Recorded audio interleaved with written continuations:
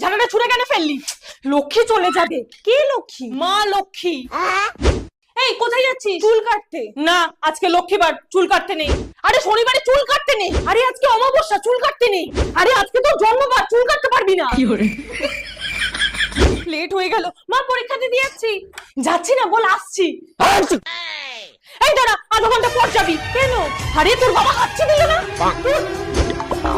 এই দাঁড়া, দুটো সোজা করে রাখ। কেন? আরে ঝগড়া লাগবে। এই বালিশের উপর কেন বসলি? কেন? আরে ফোড়া হবে। ধুর, ওসবে কিছু হয় না।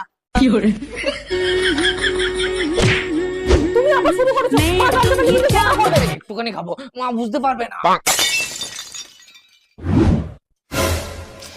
বলেছি না, কাজ ভাঙলে বাস্তু দোষ হয়। Oh, no, no, no, no.